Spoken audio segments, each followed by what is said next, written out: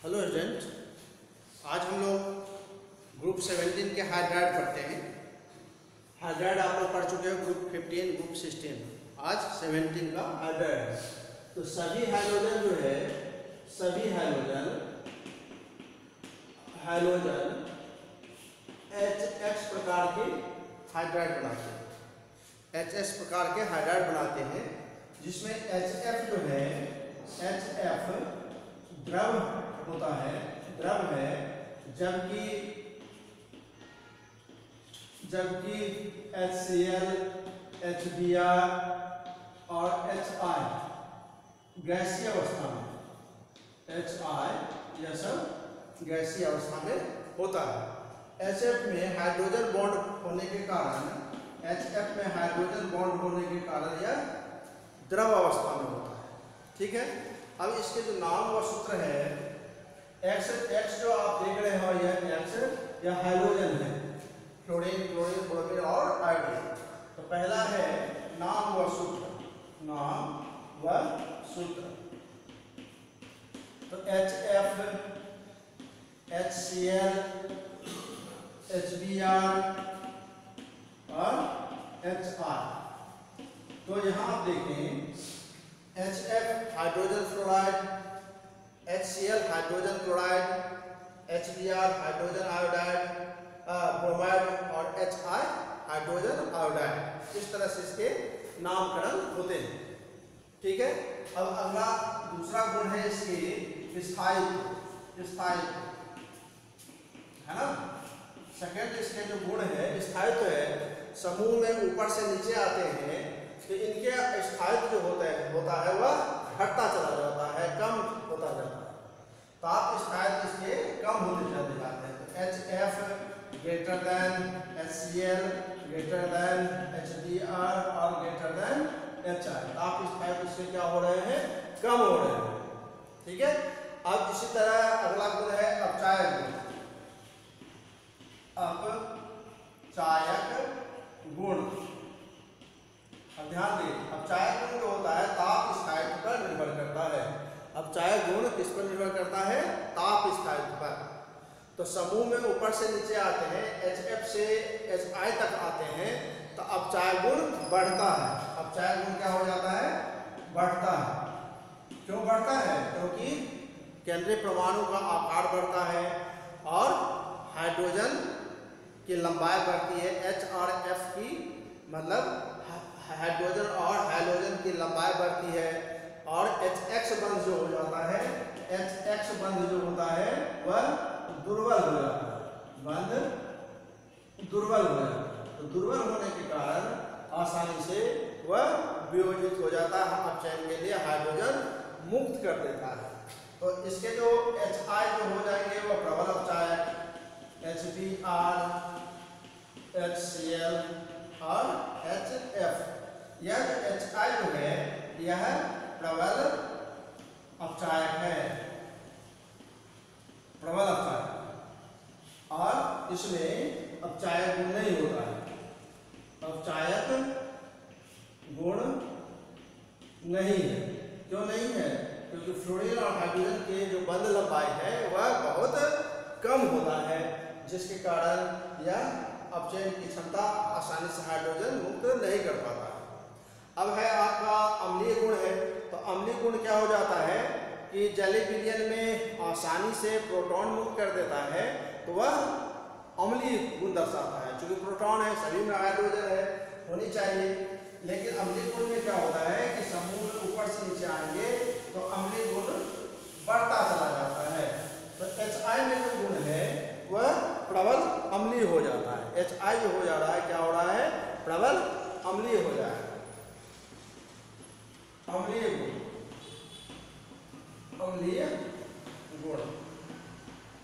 तो HI greater than HBr greater than HCl greater than HF, यह प्रबल अम्ल हो जाता है। समझे? प्रबल अम्ल हो रहा है।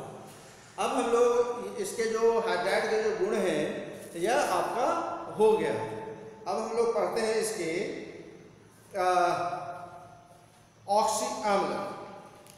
संयोजी गुण रह गया है, एक आपके इसके संयोजी गुण है। सहसंयोजी गुण से मतलब होता है कि समूह में जैसे जैसे ऊपर से नीचे आते जाएंगे तो परमाणु का आकार बढ़ता है, तो परमाणु का आकार बढ़ता है तो आयनिक ऊर्जा कम होती जाती है। तो सहसंयोजी गुण ऊपर से नीचे आते हैं तो वह गुण जो होता है वह बढ़ता जाता है, घटता जाता है, आयनिक गुण जो है वह बढ़ता जाता है। अब ध्यान दें, सहसंयोजी गुण, सहसंयोजी गुण समूह में ऊपर से नीचे आने पर सहसंयोजी गुण क्या होता है, सहसंयोजी गुण घटता है और आयनिक गुण बढ़ता है। तो HF greater than less than HCl less than HBr less than HI, तो HI में आयनिक गुण हो जाता है। HI में क्या हो जाता है, आयनिक गुण हो जाता है। अब हाइड्रोजन के ऑक्सी अम्ल,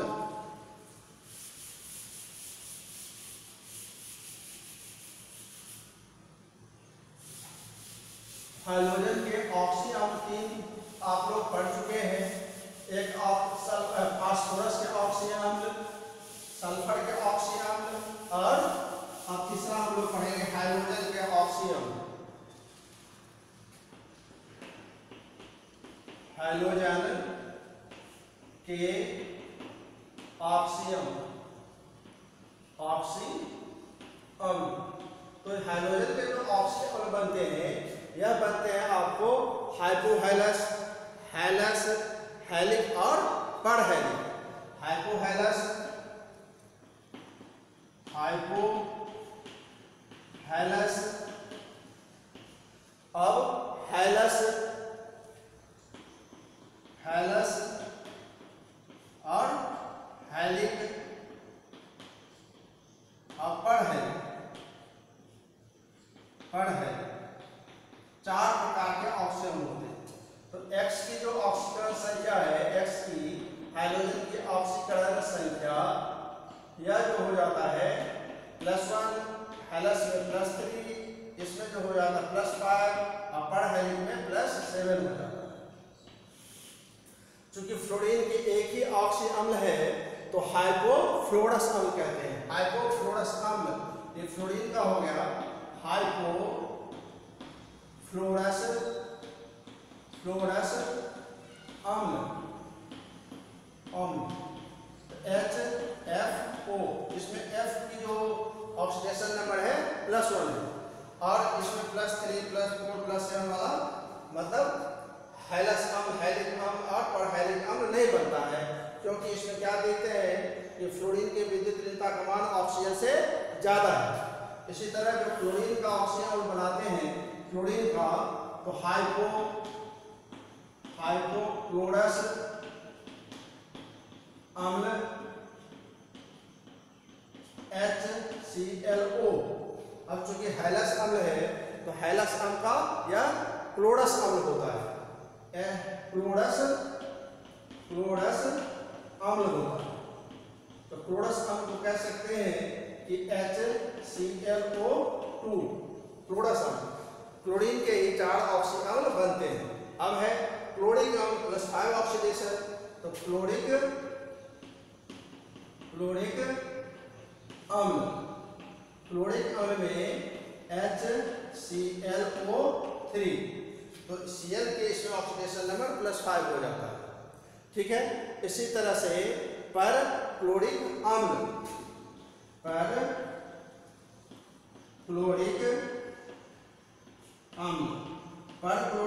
में HClO4, तो इसमें Cl की ऑक्सीडेशन नंबर हो जाता है क्या, +7 हो जाता है।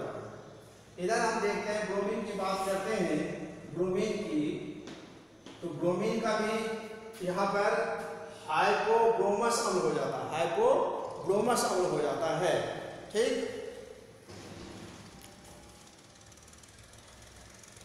हाइपोब्रोमस अम्ल, तो HBRO, और यह हैलस अम्ल में नहीं होता है, यहाँ ब्रोमिक अम्ल। ब्रोमिक अम्ल में HBrO3 यहाँ पर हो जाएगा पर ब्रोमिक अम्ल, पर ब्रोमिक अम्ल तो HBrO4 हो जाता है। ठीक है, अब इसी तरह से जो आयोडीन का जो होता है, आप देख लें, यह आयोडीन का एक ही है, हाइपो आयोडस अम्ल HIO, और हेलस में नहीं बनता है। इसी तरह से आपका आयोडिक अम्ल HIO3, इसी तरह पर आयोडिक अम्ल HIO4। तो यहाँ पर +7 ऑक्सीडेशन +5 ऑक्सीडेशन, यहाँ +1 ऑक्सीडेशन हो जाता है। ठीक है, अब हम लोग पढ़ते हैं ऑक्सी अम्लों की अम्लीय शक्ति। ऑक्सी अम्लों की अम्लीय शक्ति।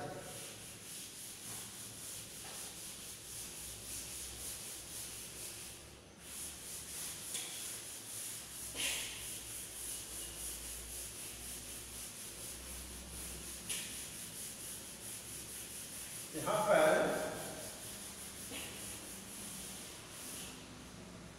ऑक्सी अम्लों की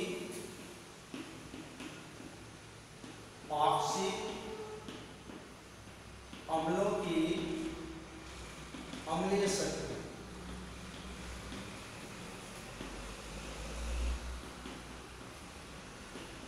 पहला है कि एक ही हाइड्रोजन के विभिन्न अम्लों की अम्लीय शक्ति हाइड्रोजन परमाणु के ऑक्सीकरण संख्या बढ़ने के साथ बढ़ती है। तो HClO4 greater than HClO3 greater than HClO2 greater than HClO, इसमें इसके +7 ऑक्सीडेशन +5 ऑक्सीडेशन, Cl के +3 ऑक्सीडेशन, और यहाँ पर +1 ऑक्सीडेशन है। ठीक है, तो ऑक्सी अम्ल तो क्या हो गया, इसका बताए थे अभी, ध्यान दें। एक ही हाइड्रोजन है, Cl एक ही हाइड्रोजन है, एक ही हाइड्रोजन के अम्लीय शक्ति हाइड्रोजन परमाणु की ऑक्सीकरण संख्या बढ़ने के साथ बढ़ती है। दूसरा है कि HClO greater than HBrO greater than HIO। ठीक है, तो इसमें क्या देखते हैं, इसके प्रमाण, इसके जो ऑक्सीडेशन, सभी के ऑक्सीडेशन नंबर +1 है, लेकिन क्रमांक इसके कितने होते हैं, 17 होते हैं। तो इसके क्रमांक 17, इसके 35 और इसके 53 हो जाते हैं। ठीक है, तो हम क्या कह देते हैं कि समान ऑक्सीकरण अवस्था वाले विभिन्न ऑक्सी अम्लों की अम्लीय शक्ति परमाणु क्रमांक बढ़ने के साथ घटती जाती है। परमाणु क्रमांक घटने के साथ बढ़ने के साथ घटती जाती है। फिर से देखिए, समान ऑक्सीकरण अवस्था वाले विभिन्न हाइड्रोजन अम्लों की अम्लीय शक्ति परमाणु क्रमांक बढ़ने के साथ घटती चली जाती है। तो आपके ऑक्सी अम्लों की अम्लीय शक्ति हो गया। अब हम लोग पढ़ते हैं अंतर हाइड्रोजन यौगिक। अंतर हाइड्रोजन यौगिक वे यौगिक होते हैं जो हाइड्रोजन आपस में संयोग कर, अंतर हाइड्रोजन यौगिक बहुत इंपॉर्टेंट चीज हम लोग पढ़ रहे हैं। अंतर हाइड्रोजन यौगिक, अंतर हाइड्रोजन यौगिक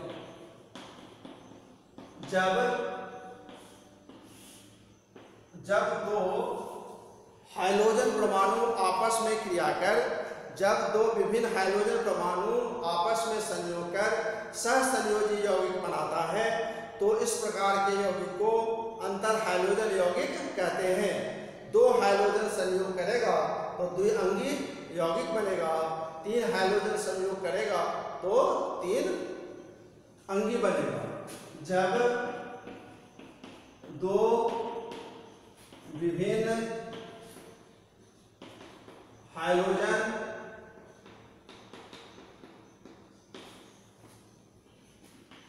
आपस में संयोग कर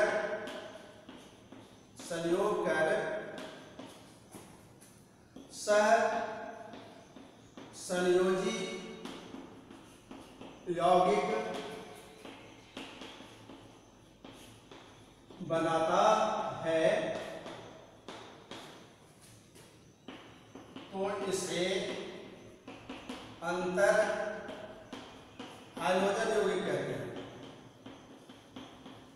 हाइड्रोजन यौगिक कहते हैं है ना।